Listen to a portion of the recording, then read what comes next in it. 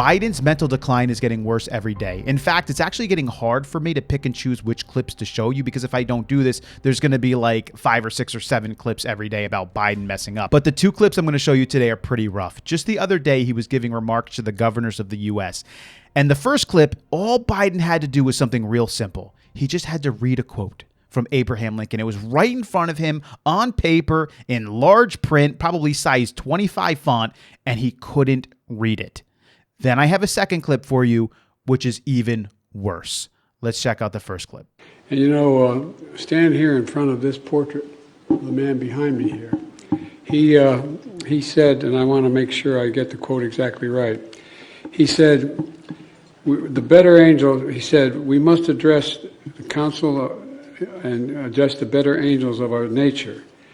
And we do well to remember what else he said. He said, we're not enemies, but we're friends.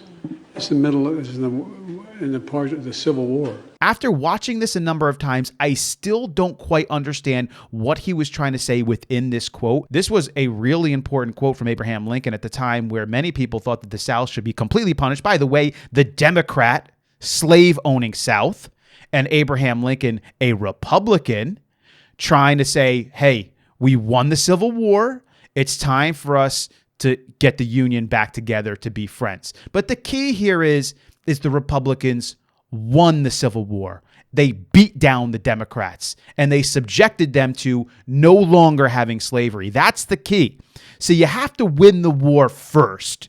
You have to subject the group of people that are doing these disgusting actions to a loss, a humiliating loss. And then you can say, listen, you're done. It's over. We beat you. Now we're going to be friends, but you're going to abide by the rules that we are now putting into place. But of course, the Democrat South, those slave owners, they didn't end there. They started to institute a number of different things like Jim Crow era, poll tax and a whole number of other stuff, because those Democrats, they just love to control people. They're still doing it today. But he truly botched that quote, but it doesn't come close to how bad it was at the end of his remarks for the governors. Check out this clip. Okay. I'm right here.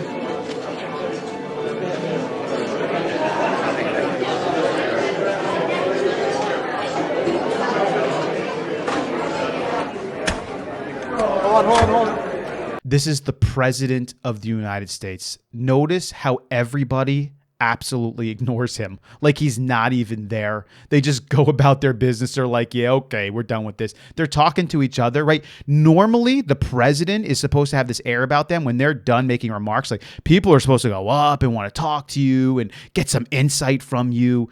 But nobody cares. Nobody wants to go up to him. He's like that person you kind of feel sorry for a little bit when they're in a group of people and you're like, and sometimes don't you feel like that? Like I feel like that sometimes too. When you're in a group of people and you're like, no one's coming up to, like, but not the President of the United States.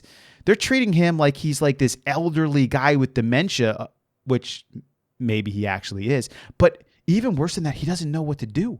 He's done with his thing and he's like, okay, I'm here. He has no clue where to go. And his handlers left him off on his own. They're not even helping him anymore. You got to send up the Easter Bunny at this point to go lead him the direction he needs to go. But his handlers must have been outside getting a smoke or something or off to the bathroom because they just left Grandpa sitting there and no one came to the rescue to, it would have been helpful if somebody would have went up there and talked to him. It would have made it look like it was okay.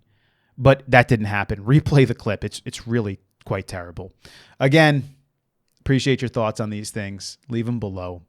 I'll catch you in the next video.